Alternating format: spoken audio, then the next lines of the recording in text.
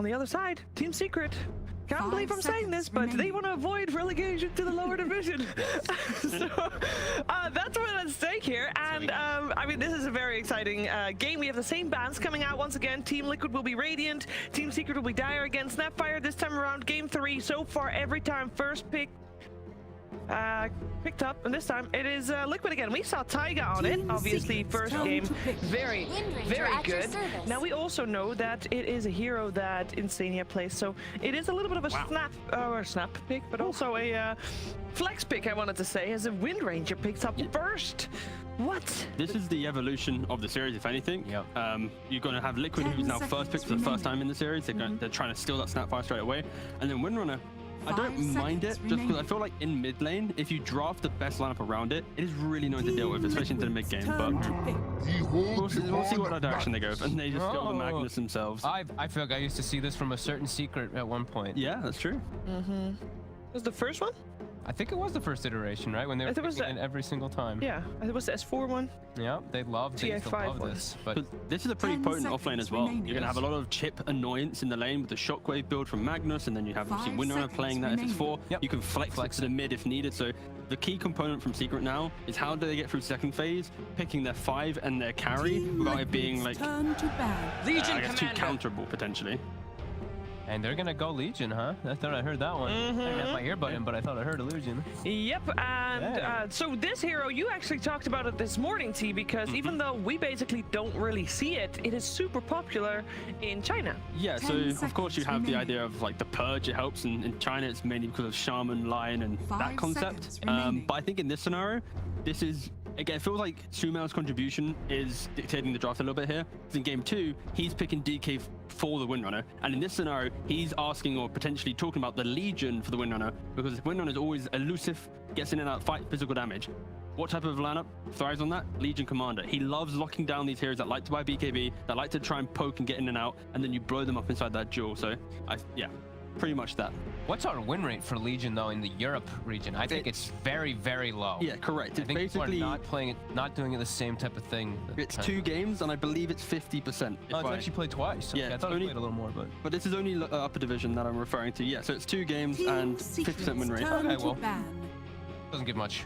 So Secret actually won with it already, and then Hellbear smashes, well, the losers with it. So potentially you might argue it's undefeated. I mean, it seems like it's going to be about these. I feel like it's going to be a lot about these super carries this series. We did see that now both times. We saw one super carry on one side, super carry on the other side too.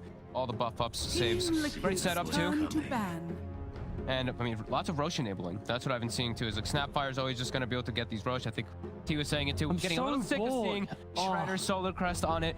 Every time, buff it up even more. And it's a good game combo. Yes, always going to be a pretty strong one. But I feel for Secret right now. Now that you have this Legion, I'd love to see Winner just put in the 4 role, play off the fact that you have Shackle. I guess Legion as well thrives there because you have this hard dispel, so you're propping up that 1 core to play well. But then at least your Wind Ranger won't just, die in some situations. Just if you do get caught out of position from a duel. And they're going to ban out, buff ups. Magnus is there, so they'll take out the PA, take out the Troll. Legion overall is a lane believer as well too in a lot of situations too. So if you do ban out a lot of those just lane winners that are up against it, you can actually dominate the lane pretty hard. And I've been seeing, man, like Taiga with the Snapfire, he's very good at just dominating lanes. So. Well, especially when you have Legion snapping the same lane, right? Yes. If you go for the overwhelming build plus and the cookie, it's like there's a lot of explosive damage. Or you can just go Legion for a more of an independent build, playing off of your lifesteal, and then putting the Snapfire in a more active role, playing it to mid as well. Like there is variation, but Legion as well is a hero that very quickly can be bullied. And like for like Anti-Mage, for example, for Secret comes to mind because you might go Anti-Mage, Legion counters Anti-Mage, but the laning phase, it gives Anti-Mage free farm. And maybe in the game, of course, Legion can have the 1-up, but in the general entry of what Anti-Mage asks for, he completely can destroy this hero. I wonder if we're going to see a Razor in this series too. I was thinking that we could see one. A casual Razor wouldn't be opposed. Razors are nice, especially because there's all like it's all about these like super carries. I'm just waiting to see like, okay, link them up. Yeah, a Razor, a little bit of the anti-super carry. Yeah. Well, we got a couple of spirits banned out. There's, of course, Earth Spirit and Void Spirit still left in the pool.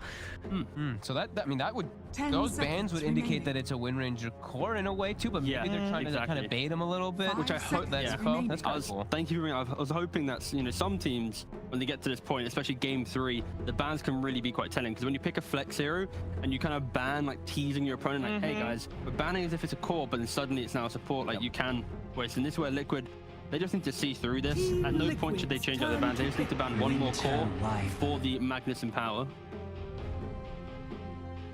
Winter Wyvern coming out. Ooh. Great with the super carries as well, making sure that the super carry on the enemy team kills the people around. Will we go as far as saying it's also a block? I was about to say steal pick, because I was thinking about it the first series. It was the AA that did put it off. That's why I went for Oracle instead. But this is a hero that I do think is a little on the rise. Not phenomenal. Also can be dealt with by Legion too. The Dispel versus the Arctic Burn. Okay. Are they just going to go for the casual IO gyro then? Secret now. You have I think so. The confidence here is they pick IO into Wyvern. Of course, you have Wyvern is one of the counters. You always blow up the eye with the pair he's playing with. Magnus as well. AoE control against IO is not great. So the question for Liquid is, depending on this pick, this IO could be a carry with a really strong 5 enabler, so now you remove that threat. Or B, it's a gyrocopter because Secret has maybe some weaker lanes and he can just run over the game. You offset and just ignore the type of Wyvern counter. Exactly. I actually think, gyro fits really nice. The magic amp too with just gyrocopter, overall magic damage. Then your Cold Embrace is one of those that you don't really want to cast in a lot of situations because you actually can get like 2 full sets of barrage off almost during that. They could also still just go Leshrac. You know, they don't have the Oracle, but with the IO. IO Lesh? Yeah, IO Lesh. Still pretty potent. Why not both? Gyro and Lesh if it's both open. So much damage. So what did they actually go for? Why not? We got a Wraith King for Matu this time around. They did need some component of frontline. They got a lot of heroes who want to reinitiate and play on the fringe of the fight, so at least this simplifies that engagement. He can play into Legion pretty well, and in the game not scared. And we're protecting, we're saving. Where is the Wind Ranger going? As expected. Still flex. That Wraith King pick does make it still open if it is going to be mid or it's going to be moved and relegated as a 4 position.